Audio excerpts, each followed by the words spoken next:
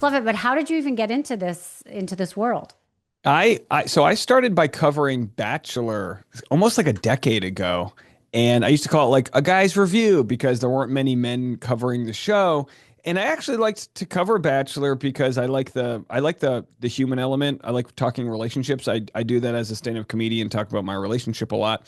And that kind of spread to other conversations outside of The Bachelor, where we use The Bachelor as kind of like the common denominator, but we started talking about who was breaking up with who cheated on who, and I kind of like was, expanded from that world to just covering, pop culture in general, politics, and kind of everything, because in today's world, politics, pop culture, it's all really meshed together. Yeah. Every conversation is like this water cooler moment that the country gets a hold of, like that big, whatever that big conversation is, and it kind of flows. So we're kind of like nomadic in the sense that we just kind of follow the big story of the year and then all of the little stories that accompany it. Right. So, had you not done a podcast before? Were you familiar with podcasts? Like, what made you say, "Oh, I want to have a voice that matters"? Well, I mean, when I got involved early on, podcasting was so new that I actually had a podcast just that talked about relationships. And it was like your standard conversational, like, different guest every week, and which was, went fine. But I think what I learned was, for me personally, what my audience is into is like they'll see something play out on TV. Let's see what Dave's opinion is, which isn't I generally am not like a wild, I don't come out of things out of left field. I usually have the kind of saying that everyone's trying the best with the info they have. But what you see on different shows or networks like Bravo is you see the reward mechanism for people to act poorly. Hmm. And that's reality TV. You want your show to get a second season. What are you willing to say or do at the reunion episode to just like light it on fire? And Right. we cover it knowing that it's kind of like always an extension of reality, but not necessarily reality. Right. So, you said you were a comedian before. First of all, do you still do that? Yep. Yeah. Yeah. I tour and I kind of get up where I can, and they're sort of like, it's like a Venn diagram. They're different worlds, like, but they do intersect. I'll have audience come support me in different places, but sometimes we're covering a story that's very serious. In this last year, we covered a paternity lawsuit where I was sued over my coverage of it. And then there's other stories that are a lot more, I don't know, irreverent, just like a Tom Sandoval. That story was harmless in the sense that everyone was roasting this guy, but it was still kind of fun in a lot of ways for people because they were all part of putting someone in their place. So depending on the nature of the story, kind of depends on the mood I bring to it. But Got it. with stand up, it's way more kind of self-deprecative, let's all have a good time, date night type of thing. Okay, amazing. So, I imagine you were a huge fan of The Bachelor. Were there any other reality shows that you used to love or that you love now? That one was interesting because there's old school shows like Survivor where Yeah. you're pulling apart the human elements, the deceiving natures of the show, anything to win. Bachelor's kind of like that in a way where you're kind of saying what you need to say to stick around, knowing that it's such a false idea that you're going to actually find the love of your life in 2 weeks. So Bachelor was kind of like the original big reality show, so that's why I stuck with it.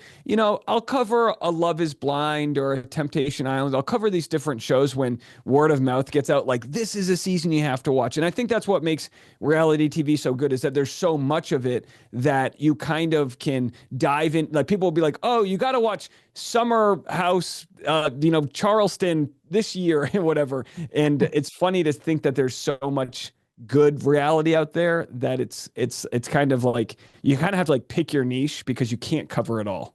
It's so true. I mean, listen, I've gotten obsessed with Love is Blind. I always thought that they should have one though I mean, listen, I'm 50 and I'm getting married at the end of the year. But Congrats. thank you. Before that, I was like, why can't they have people that are like trying to find their second act of their life? Maybe someone who has a past, who's been in the news before. So, like people that I interviewed on my show, we wanted to do a Love is Blind, like me, Kathy Griffin, Renee Graziano. I don't know if you know who I'm talking about, but like all people who have been in the news.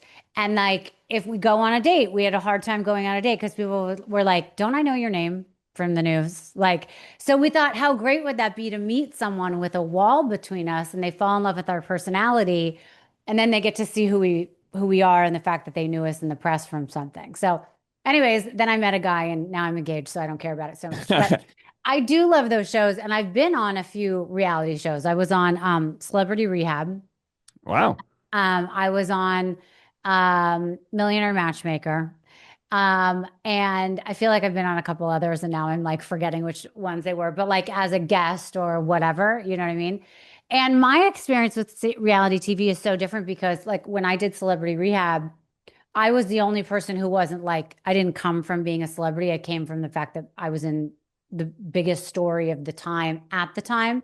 So people wanted to know who I was, but it was all like actors or whatever that were dealing with like a drug addiction. And I didn't have one. Mine was like love addiction. But I loved doing it because there was nothing um, forced. And it was literally what happened was what aired. And I found it fascinating and I love it. And I'm still close friends with a lot of those people. But I've seen how it changes and how it's also a different type of show. But, you know, I've had so many reality stars on my show and I know so many. And they have become that character. Do you know what I mean? And then they try their hardest to be some scandalous person that in their own lives they've just become a mess or they can't live the same life on camera and off camera. Do you follow what I mean? Absolutely. And this is even someone like Heath Ledger, he took his life or had drug addiction Yeah. after playing the Joker. And there was like they found these notes of him just like writing as the Joker and that vicarious feeling that you can get playing someone, even if you're aware of it. We used to Yeah. take in acting like a scene study class, and afterwards you always had to hug each other. And our teacher was very much like trying to get people in tune with like getting your energy back to neutral. It can be very challenging not to bring your work home with you or become the thing you're rewarded for. I always talk about Tom Sandoval, and he gets, he was the biggest story in the world for like probably a year there.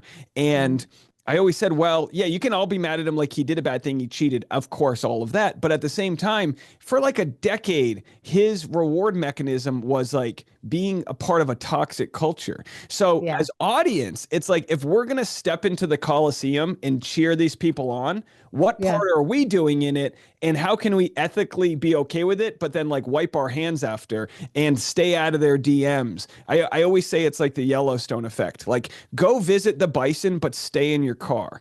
And what we notice a lot happens, Bravo's bad with it, Bachelor fans are really tough, is that we get that parasocial relationship that we want to mom shame people and treat them a certain way because we watched a version of them play out online. Right. And it would be a lot healthier if, as audience, we kind of separated ourselves from them and like watched it, enjoyed it, consumed it, but like laid off the judging because God knows what they go through after that fame. It's got to be very tough.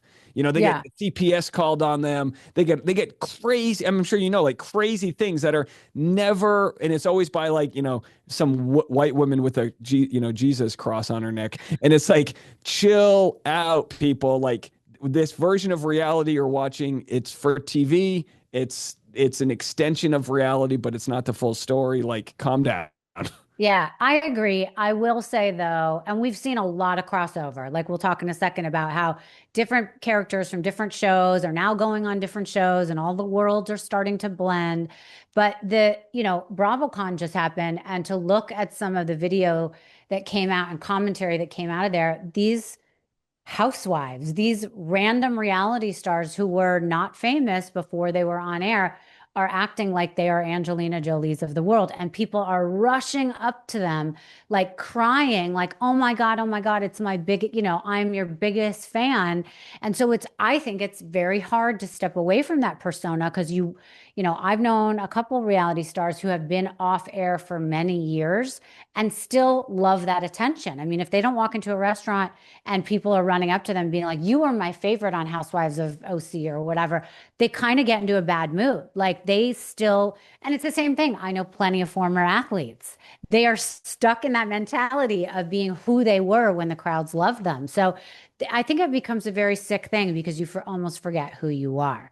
But to get into like what I was just about to say with the worlds colliding. I mean, a lot of things got announced. You said that they brought up that Tom Sandoval was thinking of doing being on the Valley, right? Which was not received very well. Yeah, it was just a funny clip where he was like, doing a live panel at BravoCon and he was like, well, I don't know, I'm thinking about doing the Valley. Should I do it, guys? And the audience was like, no. And I just think it was a funny response. And it's like, well, maybe he would be great on the show. I don't know. It's like I don't know. I don't necessarily know if audiences know what they actually would want because right now you've got the new season of Vanderpump Rules, which hasn't come out yet. And everyone's like, oh my gosh, this is going to suck. And it's like, well, if they use the same formula they used to make the first version, they're going to have a new cast and maybe they're onto something with like, centering a reality show around, up and coming Hollywood folks at a restaurant or whatever. Mm, So, like you said about the about people not being able to overcome that celebrity, there's definitely something that attracts a certain personality type to reality. And like sports, like stars, there's just a short shelf life.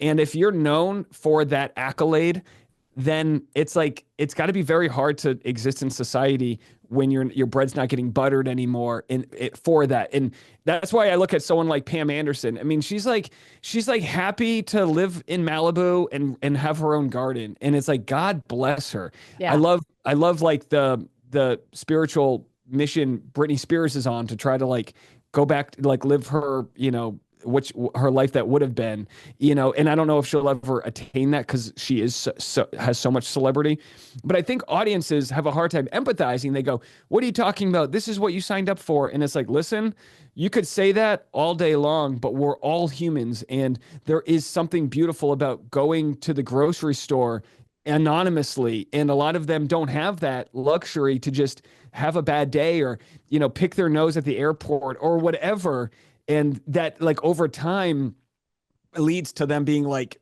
I don't know, bitter. It just leads to a lot. And it's interesting because like I've been in the Screen Actors Guild for 15 years. You get hired to play a role. No one judges you when that role's over. Yeah. Emma Stone doesn't get judged for whatever, and yet with reality stars, they take that baggage with them.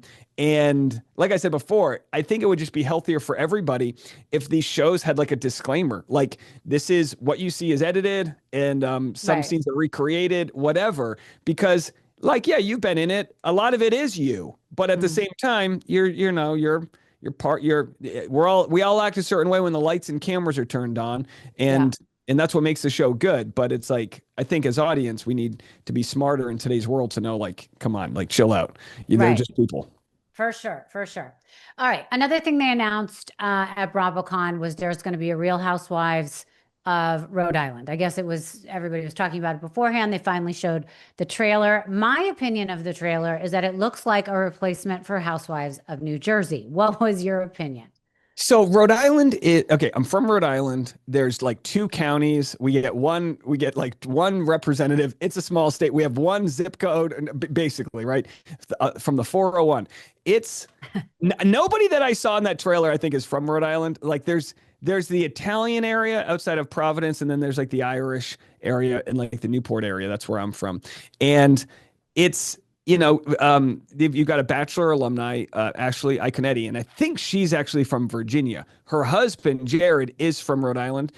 Rhode Island it's a good landscape because you've got this old money that comes from the Gilded era. All of the rich billionaires, had their summer mansions in Newport. So you've got this kind of like people come to Rhode Island to watch the polo matches and walk through Newport and look all like a certain way. So there is that kind of nice aspect of it. But what I was told is that a lot of the places that you would want to shoot at didn't want anything to do with Bravo.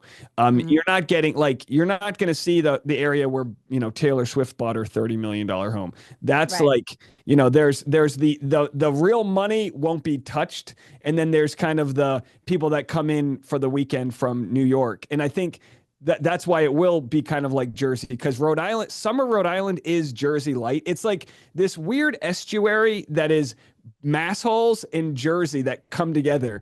So for that reason alone, I think it would be off the rails. Like Rhode Island is kind of like quirky like that.